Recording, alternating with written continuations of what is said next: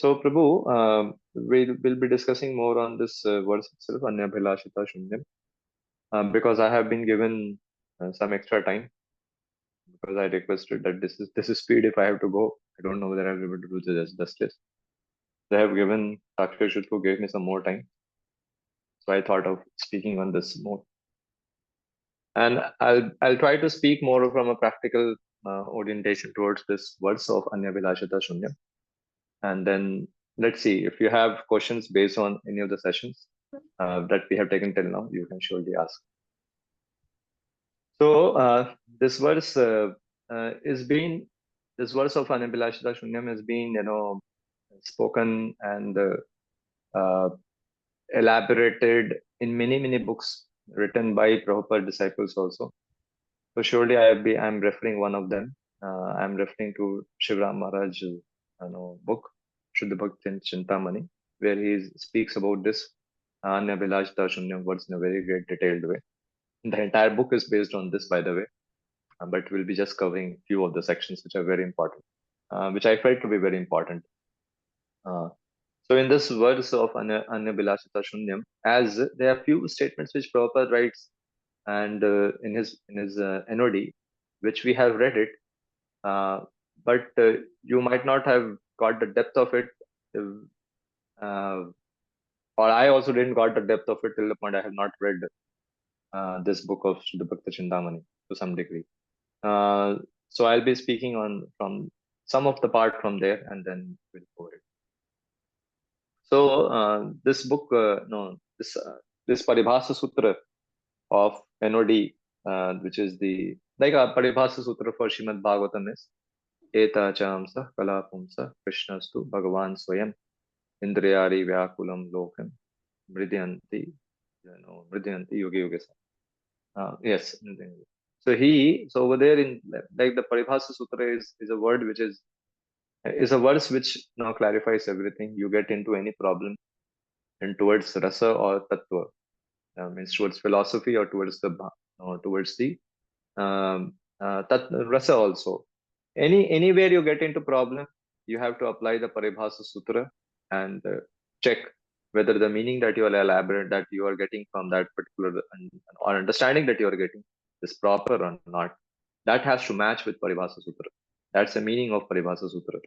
So, um, and uh, and after saying this, one thing I want to say for sure: please know, pure devotional service is not only the prerogative of a pure devotee to practice that. Pure devotional service is to be, this can be practiced by even a devotee who is still has not cleared his anarthas. And if that devotee, and the good thing is this, if that kind of a devotee now who are in still struggling with anarthas, if they practice pure devotional service, uh, very easily, they can cross all the problems, all the frictions which comes in the path of our practice. You may say that you'll say, I know, as I'm saying, there will be many questions which may come to your mind. Arey, that's the only problem. Anarthas are only the problem. Anarthas are the problem, but instead of anarthas, one can practice. When I'll be speaking, while we'll be having a discussion, you will understand. So the purpose for this, which what Rupa Goswami has given us, this pure devotional service statement, uh, is because Lord Chaitanya told him to give it to people through in the form of writing, and then he wished all other acharyas to elaborate it also. So when the spiritual opulence has been said of when the spiritual opulence of pure faith, Shuddha Shraddha, when awakens in a devotee, naturally a devotee surrenders to the Lord, and he revives his eternal legacy of pure devotional service because he is captivated by Krishna's promise. What is a Krishna's promise? Sarva dharman parityaja mam ekam sharanam vaja aham tam sarva papebhya mokshayesami ma suchaha. So he has a pure faith on this and he just follows that.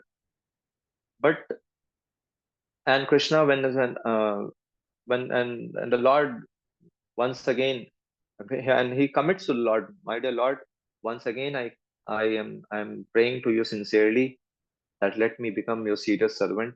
Please engage me on service. And whenever Krishna sees such kind of a bhavana, no, in the devotee's heart, has been said, his heart melts. So that's why he called it the Bhakta Vatsala. Uh, so surrender to Krishna's lotus feet is a milestone in a devotee's sojourn. That's a very clear thing. In this material world, whoever is a devotee, the surrender to Krishna is this milestone for him. And the Lord acknowledge this by instilling in them. And when the Lord sees that, he acknowledges that particular uh, bhavana of the devotee of achieving this pure devotion. He reciprocates by giving them fearlessness in this combat with Maya, and that's how he extend and his infallible shelter to them. So, in fact, in Ramayana, Lord Ram says this very famous verse when Vibhishan comes and surrender to him, and well, all other fellows are saying, no, no, no, we can't take Vibhishan inside our army. We can't take him on side. He is the brother of Ravana. Lord said, Sakrid eva prapanno yas tava smiti sayachate abhayan swada tasmai tadami etad vartamam mamaha. He says very clear, Sakrid eva prapannoyam. Are, whoever comes, but once also he says, Sir, I surrender to you. Lord says, I can't give him up.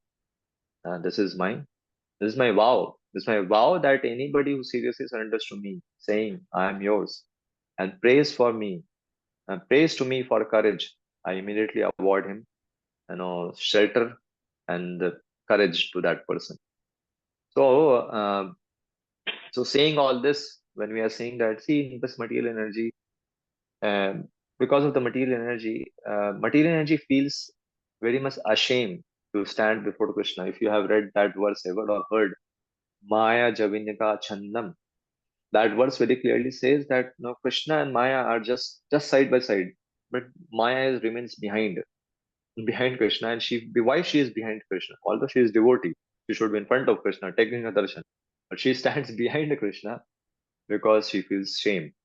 She feels shame because she does the activity. Her job is, her seva is to bewilder the living entities who are trying, you know, who are trying to maintain the vows of surrender. Because of which that she feels shame. Because she feels shame, two things is very important. Two things comes into this book. Those who are not surrendered, they should fear Maya. And those who surrender, Maya cannot touch them. Because she feels very ashamed to go in front of a devotee who has surrendered. Because any surrendered devotee possesses Krishna. So she feels very shame in going in front of them. And those who don't possess Krishna, for them, she stands out as a evil. That's how it happens. So, but unfortunately, the pure faith of a devotee is generally very weak when they are new, or called as neophyte, or called as, or their bhakti is called as bhakti abhas. It's not Shuddha bhakti, it is bhakti abhas. So, because of unfortunately, the pure faith is very weak. In such case, even if Krishna, he is having, then that devotee looks towards Krishna and looks towards Maya both. And in that case, the powerful witch, we call as witch, Maya, she just spells the heart of that living being, and obstructs the bliss of devotional service that he can, taste. So that's where the problem with majority of the living being. And so Maya's allurement, makes the people, surrender to her. But anybody who's inspired by Krishna, so devotee, one who is inspired by Krishna and performs pure devotional service, their heart gets saturated with devotion. To them, Maya can't do anything. So, saying all this, about the position of the living being who are in this world, uh, it is obviously, we can say that Krishna's bestowal of mercy should not be understood as a violation. Is not, Krishna, bestows the mercy devoid of the free will of the living being. Never. It is only when the divinity, by his will submits to Krishna, Krishna, bestows his mercy. Devotees choose the direction that they take in spiritual life by the company they keep. uh, and if they choose to associate with Krishna, they progress in pure devotion and become eligible for his mercy. And if they choose to associate with Maya, they regress to service of karma and ajnana. So, moreover, the strength to keep company with Krishna and to resist Maya comes from chanting and hearing. And it's very clear. You know, that's why these verses, in the first canto, the second verse, second chapter, lot of verses talks about, the entire process of bhakti. Uh, no, there actually there more than 9 stages also been said about the bhakti. More about, one added element is over there also. But the whole process begins, and the whole process depends on the Shravanam and Kirtanam. The quality of Shravan and Kirtan somebody does, to that to that degree we can say he keeps the company of Krishna, and to that degree he can resist Maya. Surely, when I say Kirtanam and Shravanam, Shravanam has many stages. It's not just hearing. It's not just as we become, engulf ourselves with sound, and that's it. No, it has many stages also to be followed after Shravanam. So devotees, but who neglect these disciplines of hearing and chanting properly, they become invariably weak, and that's how we sometimes comes to see that even a devotee gets into the problem, although after practicing, quite good number of years, or even after getting initiated. That may also gonna happen, because bhakti is a science. Please remember this. We are reading the NOD. The fact that we are reading NOD, this means we are accepting bhakti as science, because over here everything will go in a very scientific manner. So receiving Krishna's mercy and advancing devotion is a matter of free will of every living being. Then what choices we make, um, and depending on the choices that we'll make, that will show our shraddha. And on that basis, Kanishta, Madhyama, and Uttama is defined, right now. So so so after all this, so that is why, because if we want to advance, we have to have a very powerful uh, bhakti element, uh, bhakti being practiced very powerfully in our life, that we don't get propelled or triggered by Maya to serve her. Rather than we are propelled towards Krishna and triggered by Krishna's Ladini Shakti to serve Krishna.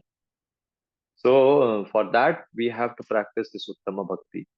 Uh, uh, and Rupa Goswami has exclusively said this Uttama Bhakti. Bhakti means Uttam Bhakti. Bhakti never means, you know, uh, Bhakti Abhas. But because Bhakti has lot of wide range that we see, the wide range of bhaktis that is seen in this world being practiced. So, so that is why Rupa Goswami can't point this term as Uttam Bhakti. And anything which falls from Uttam Bhakti standard, that is called as semblance of devotion, or called as, Bhakti Abhas. So now this verse we have, talked about Anya Bilashita Shunyam Dhyana Karma Dhyanavritam Anukulyena Krishnanushilanam Bhaktiruttamaha. So surely many verses, talks about many verses similar to this in Bhagavatam, talks about the pure devotional service. Um, and that Narayana Parayana Kechit Kevalya Bhakti Bhaktya. No, Narayana Parayana. That verses also talks about pure devotional service. But exclusively over here, Rupa Goswami is writing this verse to be as Uttama Bhakti, or which is also called as Kevala Bhakti, or also called as Ananya Bhakti, or is also called Akinchana Bhakti, or also called as Shuddha Bhakti. You know, so he has exclusively used the word Uttama, or or such adjectives have been added to the Bhakti, because Bhaktivinoda Thakur says that if somebody says to his friend, "Here is some pure water, please drink it." So why he is saying the what no pure water? Water, because there is a contaminated water also. The same way, there is a first class devotion also, and there's a mixed devotion also. That is why these kind of word has been used as Uttama Bhakti and things like that. So, if you go word to word meaning of this particular shloka of Anya Bhilashita Shunyam, Anya Bhilashita means without desire other than for the service of Krishna, without material desire. You know, no material desires means what? Such as those who are breaking of sinful, breaking of four principles of life, of our devotion, meat eating, gambling, and illicit and intoxication, these kind of things. Anabhilasashana, jnanam. Jnana means which jnana? Knowledge of the philosophy of the monist Mayavads or impersonalists. Karma, fruitive activities. Adi, artificial detachment means artificial renouncement of world. That is also called as Adi. Or basically those who are renouncing on the level of the on the basis of practicing yoga or Sankhya philosophy. That is called as also Jnana, Karma, Adi. Anavritam, bhakti should not be covered by these things. Right now. Anukulyana, favorable. Krishna Nushilanam, cultivation of service in relationship to Krishna. Such a bhakti is Uttama Bhakti, first class devotional service. This is the word to word kind of a meaning, but word to word is not sufficient to when when Acharyas when Prabhupada has explained in his NOD, he has just used books or words and sentences which are apt to summarize the Acharyas what they have written as they elaborate. Prabhupada has just made apt words chosen over there and kept it. Surely it will require a lot deeper study of Prabhupada book, to understand his each sentences which he is writing, you know, in his books. Specifically, right now as we are discussing NOD, that's why I'm saying about it. So the book, so over here, so and we should not be lazy, in understanding these siddhantas. That is why Rupa Goswami, Chaitanya Charitamrita says, Siddhanta सिद्धांत बलिया चित्त ना करे आलस विहार है ते कृष्ण लागे सुदृढ़ मानस.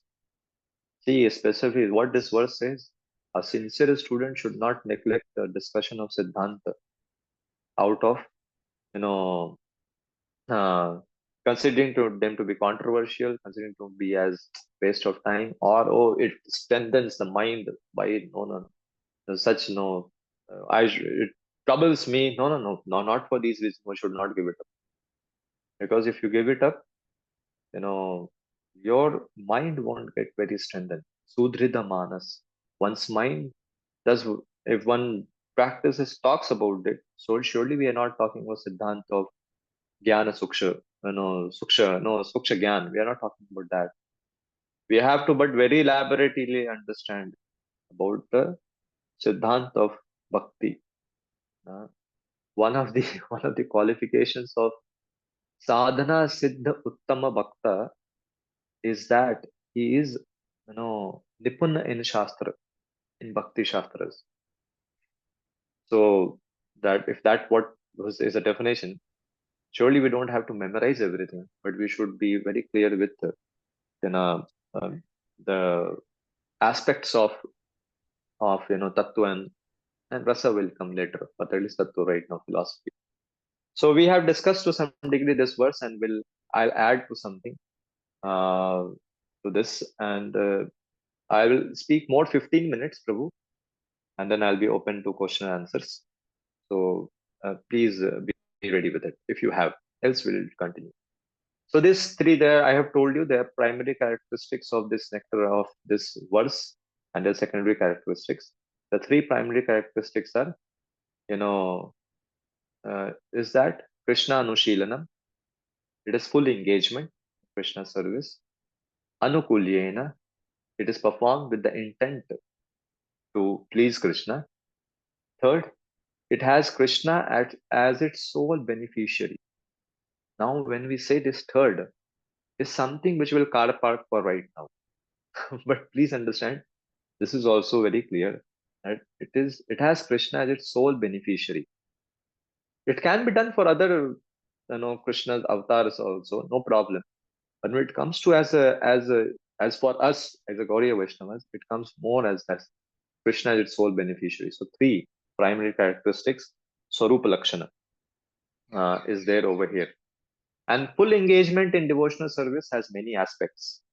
When I said to you, Krishna Nushiranam, whether performed, it can be performed at a stage of practice, sadhana. It can be also practice. It can be performed at the stage of perfection. Uh, so both. That is why Prabhupada has used the word cultivation. Bhakti is what? The sort of cultivation. Uh, to indicate that activities which are in full engagement, uh, to indicate that activities which is in full engagement, that reawaken or are characteristics of reawaken or Krishna consciousness, are the characteristics of dormant, are the characteristics of the dormant spirit of loving service. I'll explain this to what I'm saying to you. So uh, Prabhupada writes in his what we have read, the Nectar of Devotion introduction. Without activity, consciousness alone cannot help us. A very beautiful line. I don't feel so that uh, anybody has so clearly has written ever in this definitions of Uttam Bhakti, that without activity, everybody talks consciousness is very important. That is truth. There's no doubt about it. But Prabhupada very clearly is writing, without activity, consciousness alone cannot help us, at least at the stage of practice. No, it's not possible. One has to one has to do activity, and that activity should be consciously done to please Krishna. So that is the meaning of means activity along with without consciousness of no use. So the prefix, the word we are now explaining over here about to you. Uh, uh, we are going to explain a bit about anukulyena, to you over here, and then anushilanam. Sorry. So can you say what does the word anu mean? We have discussed from Prabhupada Nodi last time. What the word anu means? Anushilanam mean? Anyone? Prabhu? Many of you are online. Follow. To follow. Yes, yes, yes. Means following. Anu. Anugat. Anugat karna hai. So even this is the meaning of following. So he has to follow the spiritual master. He has to follow anybody who is connected to Krishna. That's the meaning. And exclusively for us in our context comes spiritual master or devotee who is well connected to Krishna. Uh, that's it. It can't be done independently. It has to be connected. Because please understand, very beautifully proper writes in the introduction itself.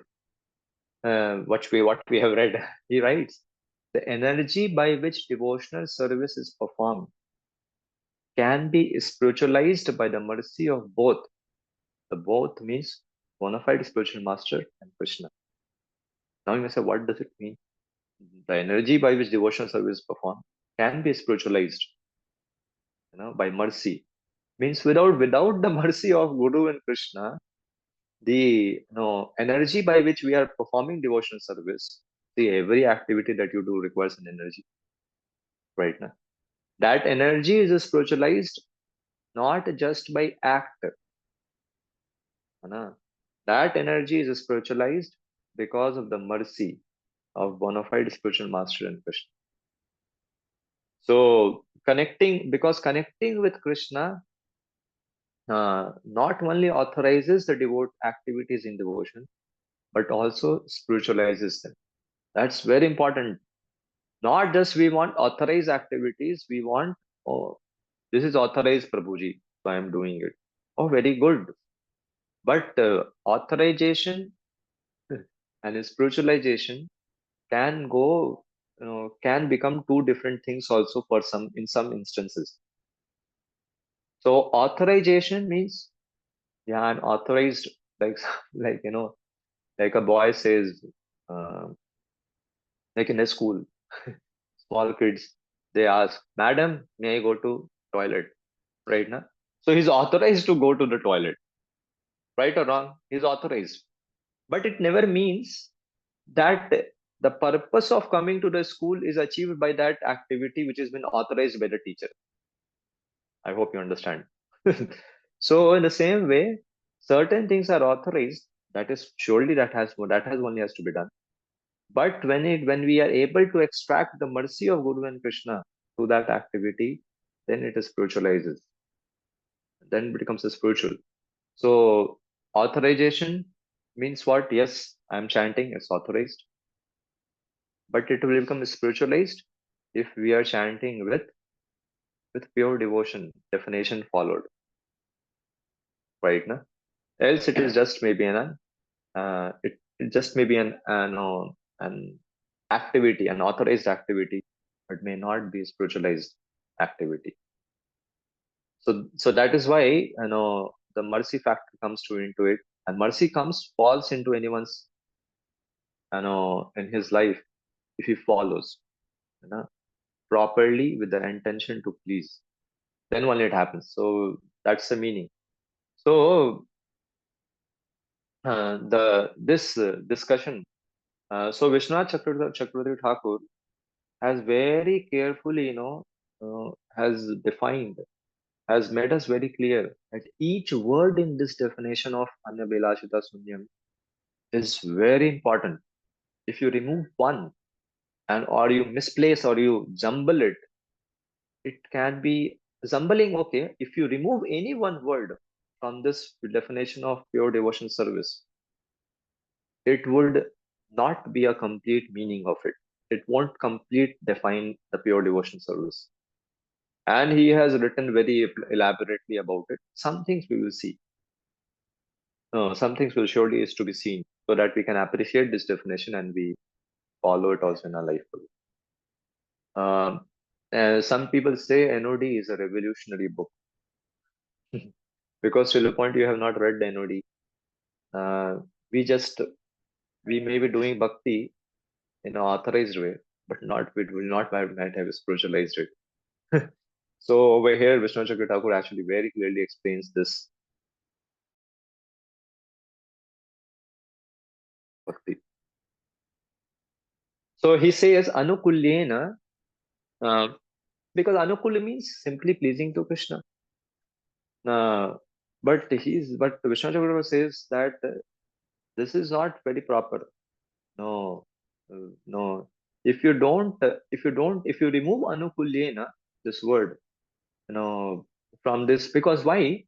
See, you have said अनुकूल्यने के बाद क्या आता है प्रभु definition में? Which word comes? हाँ, कृष्णानुशीलनम। कृष्णानुशीलनम. अरे कृष्णानुशीलनम बोल दिया तो अनुकूल्य का क्या मतलब? What's the mean? Why to add anukulyena? He defines why. See why, we have to also understand. Maybe Krishnanushilanam means what? Should be done for pleasure of Krishna, right? Na? Then why to add, and anu भी बोला गया है उधर. Vishnu said no. Anukulyena Krishnanushilanam. Acha, why? Because you can do things which may be pleasing to Krishna, but it may not be anukul to Krishna. Right now we have discussed to some degree, but I'm just you know uh, re-emphasizing to you over here. It can be pleasing to Krishna, like Chanur or Mustik. They were beating Krishna, and it's been said Kshatriyas feel. Kshatriya feels very very nice when when an opposite party punches on them. So uh, it's been said like that. Uh, So, yeah, this been said, there's a verse which says, Himalayam Nyasta Danda Prahasam Manasvinam Eva Sat Sampraha. So the Himalayan mountain delights. The Himalayan mountains are delight for those people who are having a staff of the renounced order. Like, just Himalayan mountain, where who goes? Yogis goes because they delight. Same way for fighters, they delight a good lashing. Lashing, you understand? No? Beating from the enemy. That kind of upma has been given for the way the renounced order people may like Himalayas. Same way the fighters, the Kshatriyas like lashing from the enemy. So yeah, Chanur was giving a good lashing to Krishna to some degree, and that was very pleasing to Krishna because he was the mood of a Kshatriya. But sir, it was not Anukul. It was pleasing to Krishna, but it is not Anukul. Whereas the definition was given to you about Mother Yashoda, an example was given, discussed in the last. Mother Yashoda, she was, but no, she kept Krishna aside and went to remove the boiling milk over the stove. Krishna became angry. It was probably what is very clear. It was not Krishna Anu Shilanam. It was not pleasing to Krishna, but it is a college Bhakti wife. Anukulyena is there. So this is why this is to what degree you can imagine Rupa Goswami has met this definition of pure bhakti, such a full proof that you can't that we can't find any flaw into it. Because the nature of the material world, nature of the ignorant people are that they try to break the law. That's why they say there's a very famous saying. They say laws are meant to be broken, but by the way over here, laws you can't break it because the full proof law. That is why he has speaking, added all these words very very carefully over here.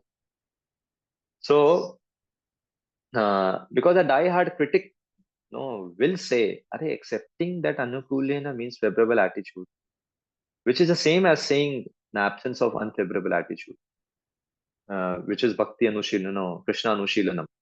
But he says no, favorable attitude doesn't mean absence of unfavorable attitude. Right now, unfavorable attitude means what? It's like a neutral. But bhakti is not just about being neutral to Krishna.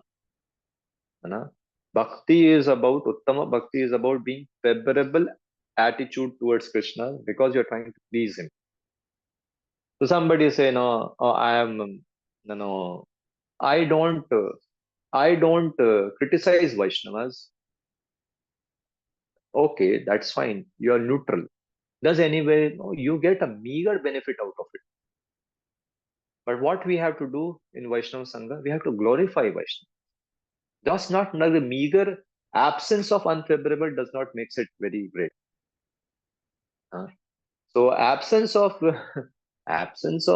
favorable thing actually only can come up to a level of very very shanta kind of relationship. Not much to do with I'm neutral to it.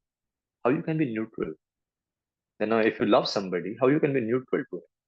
No, you have to be favorably disposed to it. So this is where very important to understand that Prabhupada and many other acharyas have said that intention, no, uh, that that also that Krishna's, they say one more thing which I'm adding. Krishna's devotee and paraphernalia are integral to Krishna's service. No, it has to be very clear, understood. Because they also has to be approached with the intention to please them.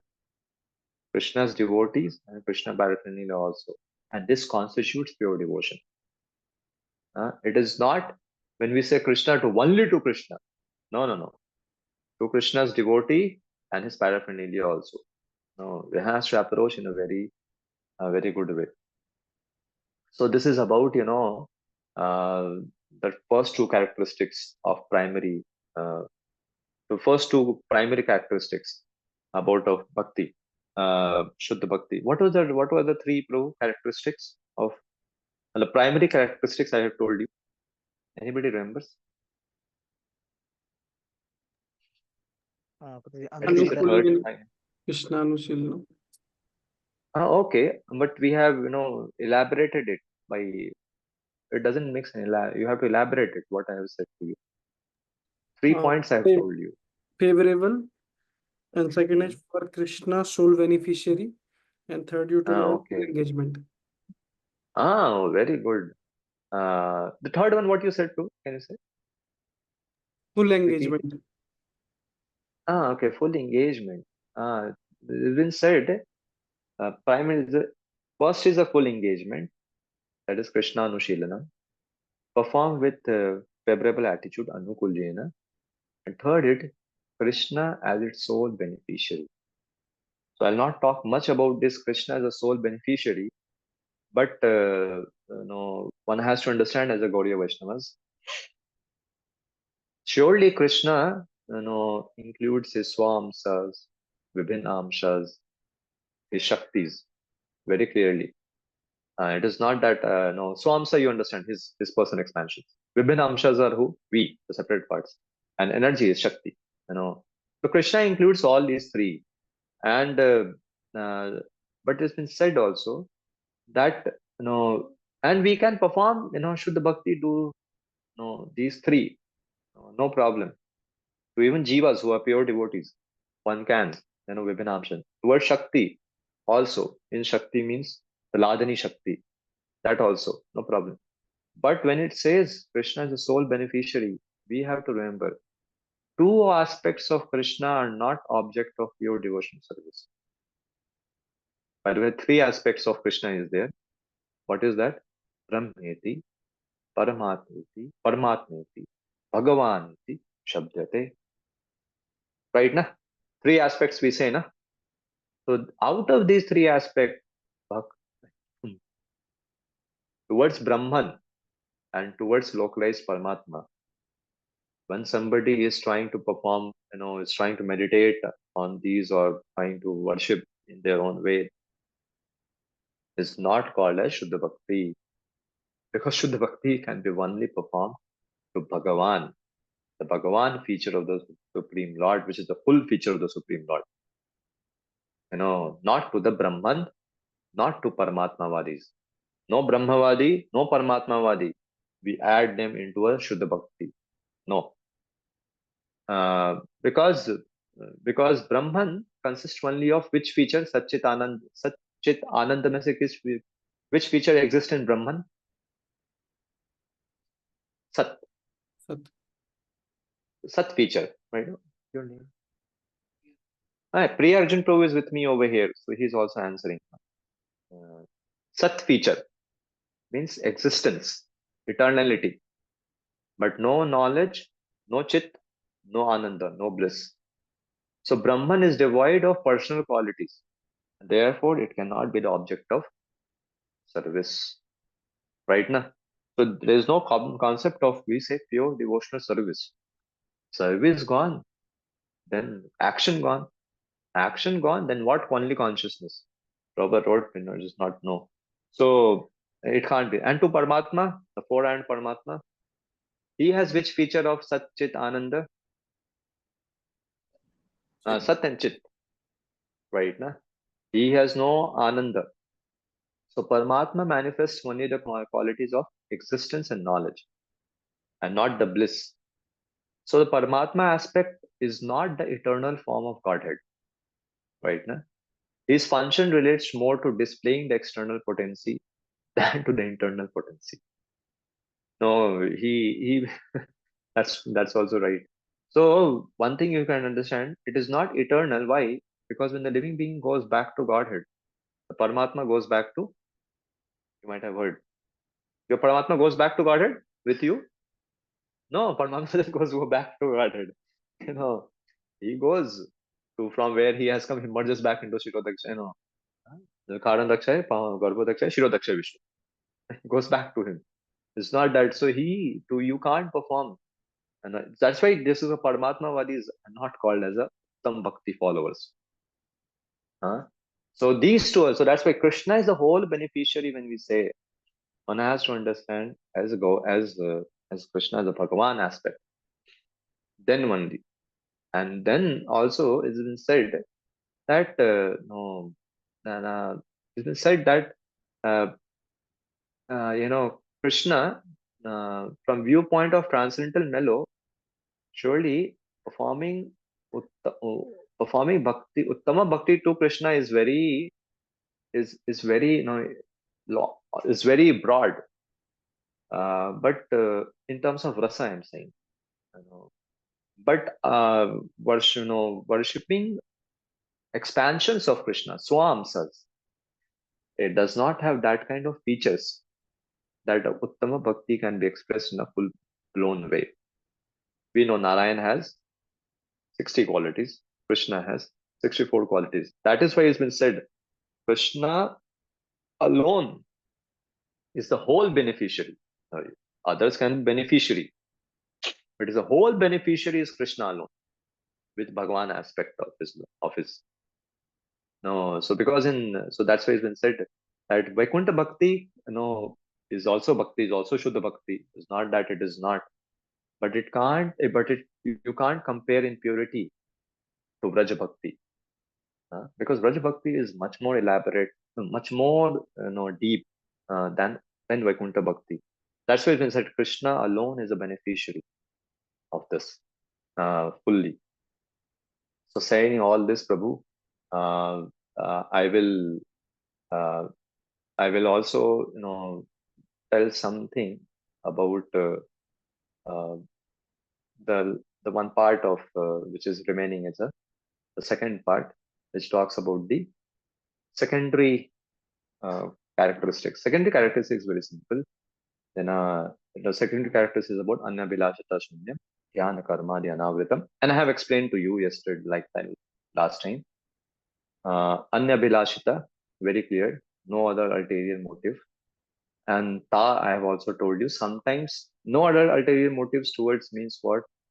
Then one should not have any kind of expectations, material expectations from the Lord. To protect, yeah, but Ta gives us gives us some relief that if somebody is in great danger or for his basic need of his maintaining of body, basic need, not luxury. And Krishna knows what is our basic need. we can't cheat Krishna. We can't say Krishna, no, one CR package is my basic need. Maybe it can be basic need of somebody, maybe because he might have known or something like that. But Krishna knows in and out what is our basic need. When somebody asks that basic need from Krishna, he's not getting his basic need. Roti kapra makan bhi nahi mil raha usko. He can ask, or he can ask for protection. But basic need, I can say, that does not goes against the pure devotional service definition. And so that's meaning of ta. But apart from it, any other abhilasha which comes, material abhilashas, these are said, no, this is against the devotional service principle, pure devotional service principle. It is not, it's not the right thing. So devotee frequently they ask this question, whether they should give up the desire to advance in devotional service because because no abhilasha. No, this abhilasha is right. That's why I'm saying material abhilashas has to be given up. And if this abhilasha was wrong, why Krishna, no, Chaitanya Mahaprabhu gave Nayanam Galadashrudaraya, that verse in Sishtastakam. We are asking, there is Lalsa Mai prayer.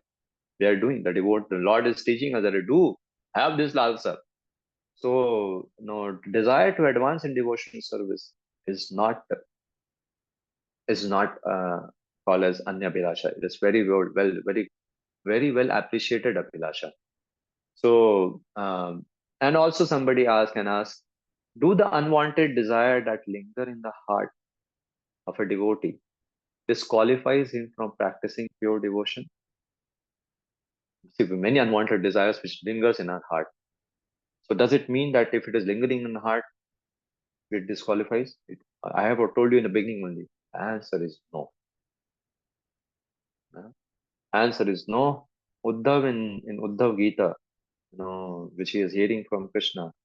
So Krishna reassures Uddhav that a sincere devotee who are unable to renounce sense gratification, but who are sincerely repentant, may continue to worship the Lord with pure faith. You can read this 11, 20, uh, 27 to 30, something like that. It goes 27 verse onwards. Where over there, very clearly Krishna says this. So we don't have to be, we don't have, but we have to remember what has been said. He sincerely repents about his tendency of, the lurking desires of sense gratification, and then he can continue with the. If he is repenting, Krishna says okay. And Gyan and Karma, the Anavritam is very clear. Gyan means the Gyan, Bhakti, Sambandh, Aviday, Prayojan Gyan has to be accepted. And other Gyan which leads to Mayavad or impersonalism, monistic, or any other thing like that is a problem. So in this Sambandh Gyan, we are taught both the Gyan about the Lord. We as a Jiva, our service, positive way, and detachment from material world also. That also concludes this Gyan. It is not. But if somebody is only talking about detachment from material world and has no devotional aspect, then that is called that Gyan, the Sankhya Gyan. People, that's why atheistic Sankhya philosophy has been said as is a philosophy which is Jnana. But theistic, which Kapila Muni, Bhagavan Kapila gave to his wife, to his mother Devahuti, that is well accepted as a bhakti mark. That is not Gyan. We should never say, hey, that third canto will very heavy. I'll not read. No, no, no. It's Gyan. It's not Gyan. It's a neophyte tendency of ours. Then if we are saying like that, no, that has to be accepted. And karma, is also very clear that it should be clear that desire for sense enjoyment, bhakti, and liberation, jnana, should be our averse to cultivation of pure devotion. So anyhow, do you have any questions on till now? There's much to be spoken, but now I'm very happy that I have spoken this much to you. And if you remember the last class where I have spoken to you about activity which invokes emotion, activity which expresses emotions, these things, if you remember, and today's class, I feel I have done my part of for introducing this shloka to you. If you have any questions, Prabhu, I'm open to it. You can raise your hand, you can ask, or you can write in the chat box. Yes, Mandar Prabhu. Hare Krishna, Prabhuji. Thank you for so much wonderfully describing this verse, particular verse. So I just got doubt on means when you explained Brahmeti, Paramatmeti, Bhagwaneti. In that one, you said na that super soul don't have bliss aspect. So that time I just remembered about Narad Muni. So Narad Muni was like in his past he meditated on super soul, and so despite even he was not practicing bhakti directly, he was like meditating on super soul, and then Lord not came before him, but he heard the voice of Lord. The Lord said him that because you are not totally done, you are not have done all services, and still you are tainted with material desire, you cannot see my form. But still, when he was like meditating and everything, he felt that bliss. He felt to see that form again and again. Despite that form was not saying anything to him, but he was able to feel that bliss. So I want to ask me, this particular thing comes in pure devotional service, or it was like uh, he attained pure devotional service in his next life as a Narad Muni once he again came. Right.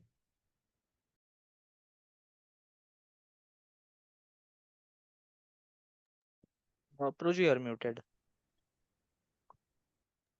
Yes. Surely, in that purport, He was feeling a bliss.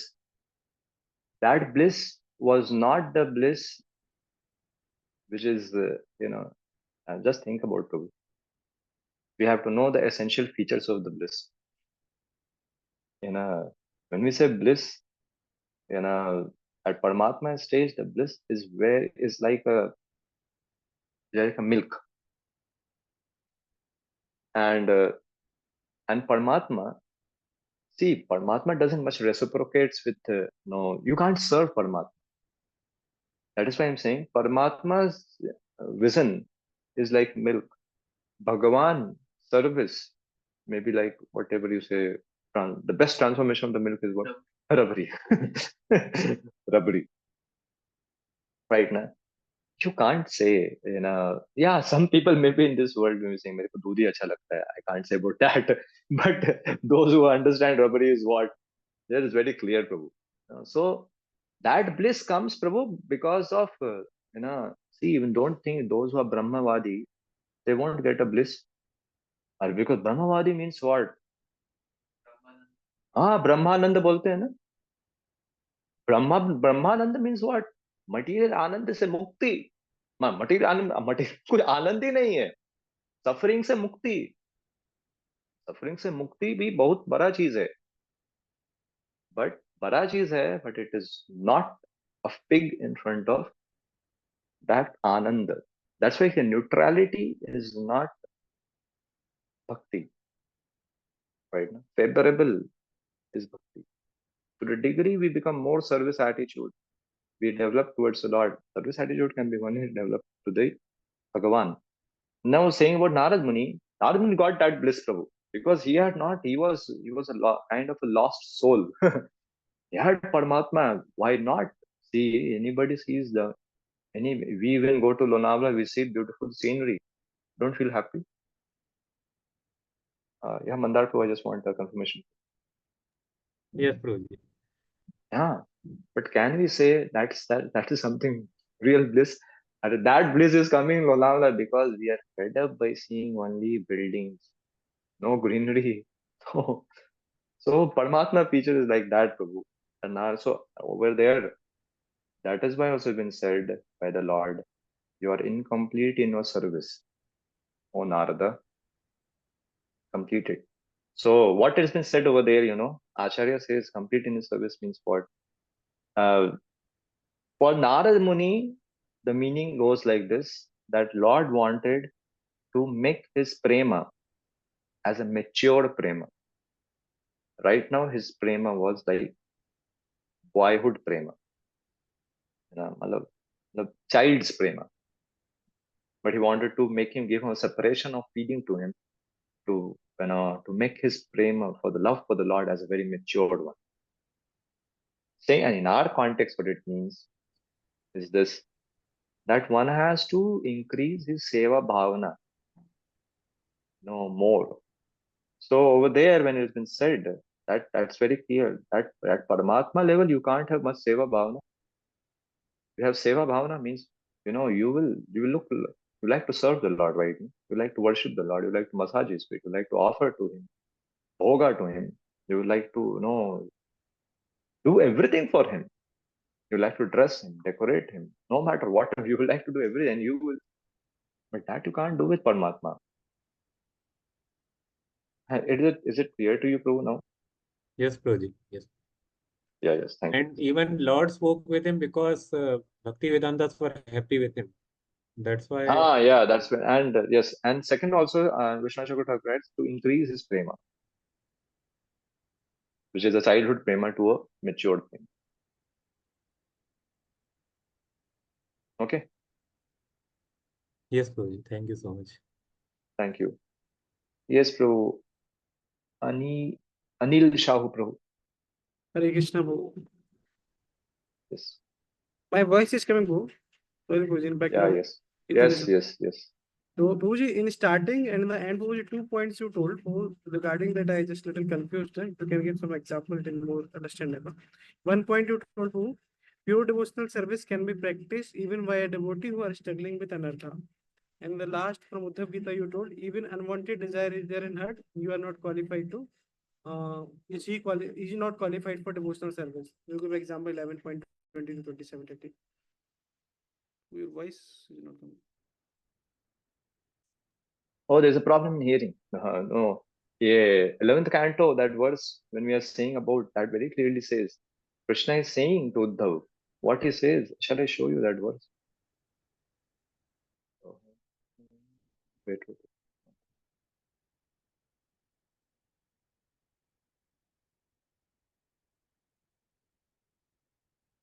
11, 20, 27.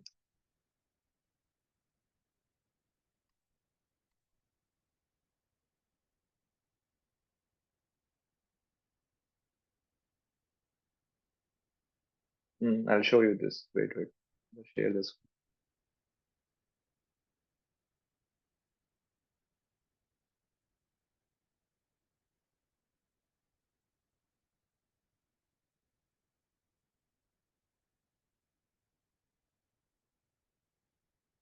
I read this flow, what you are able to see. Having awakened faith in the narration of my glories, being disgusted with all material activities, knowing that all sense gratification leads to misery, but still being unable to renounce all sense enjoyment, my devotee should remain happy and worship me with great faith and conviction. Even though he sometimes engage in sense enjoyment, my devotees knows that all sense gratification lead to a miserable result, and he sincerely repents such activities.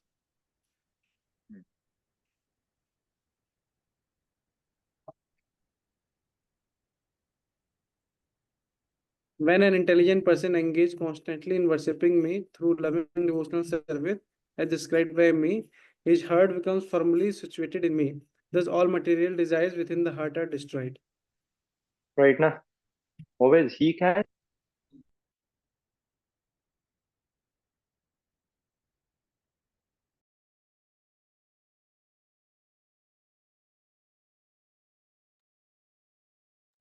Am I audible to you, Prabhu?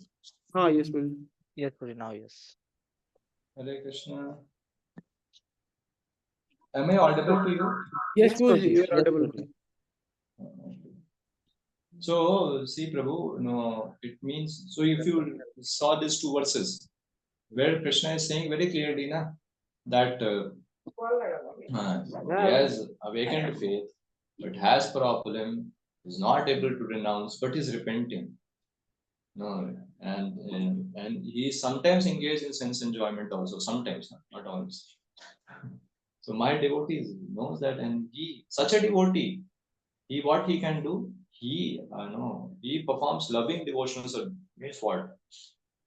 A loving devotional service, and by that, I remove all material desires. He performs. That's why he performs pure devotional service. That is why klesha me, material desires are destroyed. He performs bhakti, Shuddha bhakti. So I hope you could not hear that time properly. That's why. It's fine. Once again, clarify, just a little confused. Prabhu. You told the sentence, even unwanted desire is there in heart, he is not qualified for devotional service. That is correct or wrong, Prabhu? No, he can. He He can. can perform. Yeah, I think I write mistake. Wrongly I write. Okay. Done, na? Yeah, next is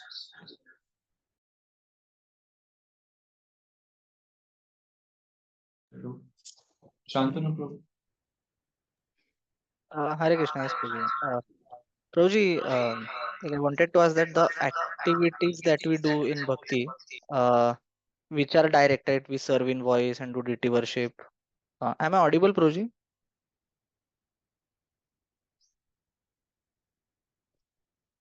Hare Krishna. Prabhuji, you are muted. Yeah, please say. Okay.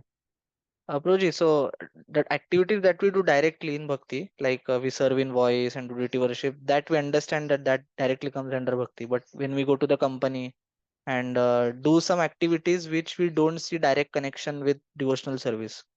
So the life of a devotee, as we see in general, that also becomes a part of devotional service, or those are different and the things which we only do in direct connection are considered as devotional service? Yeah, good too. Good question. This was expected question. Actually, if you see, Prabhupada very clearly says that one should not forget Krishna, even while doing his, his natural chores that he has to do in every day-to-day life. That will surely depend on one's varna and ashram. But it's also been, he says very clearly that one should not forget Krishna while he is performing it. And then there are levels been said in Bhagavad Gita, Sakam Karma, Nishkam Karma, then it goes towards Shuddha Bhakti. So if somebody is not forgetting Krishna, now you say, but suppose a boy who is studying. While studying, how will you remember Krishna? Either you will study or you will remember Krishna.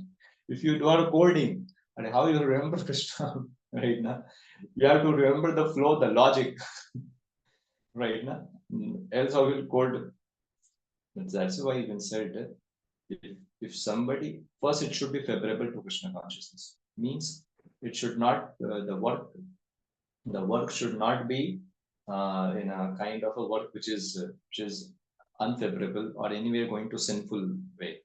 In terms of not working on coding for somebody who's having a beer shop, or you're making some code which is going to tighten the beer bottle's knob. That kind of thing should not be done. So saying this, and the fruit of the activity has to be served to Krishna. This bare minimum. Now, when it comes to remembering Krishna, here comes, for that one has to practice Krishna consciousness while he's practicing in his morning program for us, as per given by Prabhupada, has to be rock solid, has to be such a rock solid that Krishna vibrates within his consciousness throughout the day. No doubt. And surely, now after saying this, I would say yes, there is a difference between directly serving Krishna and in this way serving Krishna. For sure, for a conditioned soul, there is a difference. See, even we think about, we chant Hare Krishna right now. And now I've started, I'm just giving my own example. We have started doing deity worship. Okay, Bhagavad Vidhi chanting is very high. For sure, that's so for something which pleases Krishna the most. But we are very gross people. So when we get a chance to worship Krishna directly, touch his feet, and worship him, the remembrance of the Lord is much more. Prabhuji, you can ask Arjun Sarthi Prabhu. He is very much visible in the, at least in this batch, I see him very much visible in the altar. He can tell it. We are gross people. So we need gross also engagement direct to Krishna Prabhu. That makes us remember Krishna. It is said that a pujari who is worshipping Krishna's form should imprint in his mind, and it will imprint if he's doing it. And that take more time when we are just chanting. That's what Prabhupada said. Both the vidhi has to be combined, right now. So direct is something which is there, bro. Now you come and do backup, or in the voice you do deity worship. You do worship, it's a you do plate washing, altar cleaning. There's something which is more, gives us more in touch with Krishna in our terms, cross. So surely there's a difference, in that way. In terms of philosophically, okay. But in our level, there is a difference. Is that fine? Yes, Ruji, because we see in many examples of Prabhupada also that during initial times, many disciples were asked to count the cement sacks, and then at that time also it's very difficult to comprehend that how that is devotional service. Although they are doing for the temple, but it's such a gross thing to look at.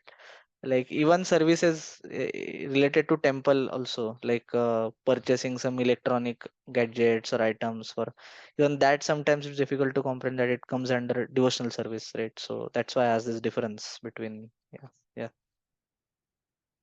right? Over there, counting cement bag is something very great also, because it's a direct instruction by the spiritual master. And that cement bag somehow is connected to temple.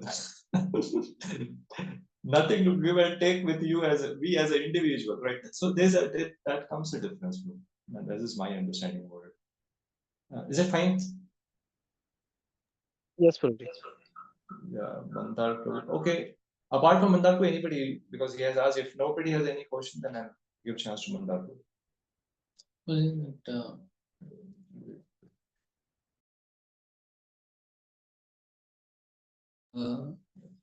You were saying that when we don't, when we fall short of practicing pure devotion, that is semblance. That is called semblance.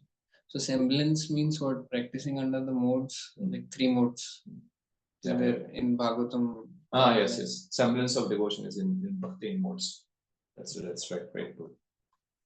That's right. You know, semblance of devotion has many things, which I didn't got into it. There is Anabhilashta, we will get into 4 sections, 4, 5 lectures.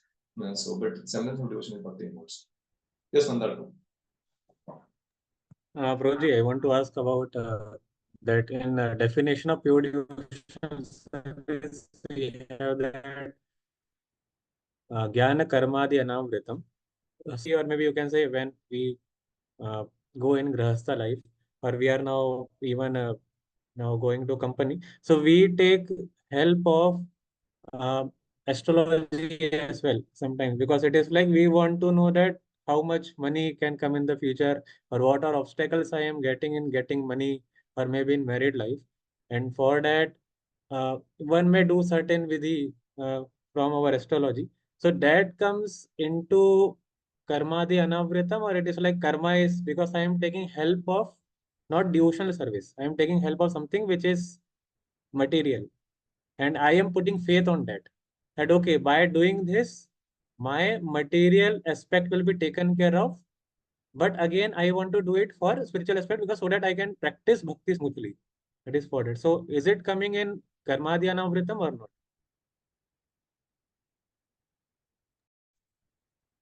Thank you for this question. These are evergreen questions. See, I remember the last time I have shown you specifically, I have told you about endeavors of karma, like even educational endeavor or money earning endeavor, should not overlap the bhakti process and the faith. If it overlaps it, covers it, it is jnana, karma, dhyana. Sorry, that's very clear. So if a devotee is going to an astrologer, I would really say he should go, even if he has to go to astrologer, because he, for some reasons, yeah, people go. I don't say that they don't go. In both the ashramas, people can go, right? But I would really say it has to be, blessed by literally some very, very, very elevated Vaishnava. I'm not just saying, to be very clear, not just saying to be with some just few elevated Vaishnavas. I'm to be very clear with you. Because, or you have faith on somebody else's Shraddha, that he is very staunch devotee, can go. Because when you go to astrology, see certain things we go to astrology and but when somebody says he accepts that method also, to be followed and all those things, then there's a lot at our stage. I'm saying at our stage. I'm not saying about the Siddha stage. It affects our faith, to be very frank, and it can cover up. See, I know a devotee, who's also voice possible. I think you will be, you will have such examples also. For last 3-4 years, Prabhu, one after one diseases are coming to me. And major diseases. because of which he has to stay at his home. And based on major diseases. And I said, Baba, I really felt that we have to do something. Going to doctor is good, but how many doctors? And which all? Sometimes there is a belly problem, there is something back problem, there is something kidney problem, stone problem. These are all problems. They are major problems, right? They are not some problems which is बुखार हो गया, सर्दी हो गया, ऐसे चल रहा है, नहीं. तो एलर्जी है, ये नहीं. But major problems. So now I asked that, what is your opinion? He said to me, I don't want to go to astrology. बहुत डर लगता है मेरे को. कहीं गड़बड़ हो गया तो. And he was quoting. No, I said, but no, you can. But I have to pay obeisances to his faith. I said yes. Go ahead, do what you are. He was very clear. Yeah, but in certain situations, one might have to go. Because our mind also agitate people, but even if has to go with blessings of some devotee who will, even if our faith goes here there, he should protect us. And when it comes to pure devotion's definition that you are saying, yeah, if it is the basic, for basic need also we have to go and worship Krishna only. Where is the question of going somewhere else? Yeah, we have to accept, and maybe we are not at that level. Sometimes we are of that level. जो बोला है ना अभी उद्धव गीत में, कभी है कभी थोड़ा इधर जाता है, ठीक है, पार लगाएंगे उसे, but we can't coin that as Shuddha Bhakti then and there. नहीं. To be clear with this. Is that fine, Mandaru? He's gone. Yes, Prabhuji. Yes, Prabhuji. Thank you so much. He left the meeting or what? Yes. Yes, please. Clear, Hare na? Krishna, I am here, Prabhuji. Yeah. Okay. Yes, Anybody thank you else? so much, Prabhuji. Anybody has two questions? It's already 8:15. I have crossed. I end over here because Zoom has a limit, and you also have a timing, and I have also got to follow. You have any questions further? No, keep it. If it comes in the mind tomorrow morning before I begin. We'll begin the class with questions. Srila Prabhupada ki jai. Sure. Right. Thank you very much, Prabhuji. Hare Krishna.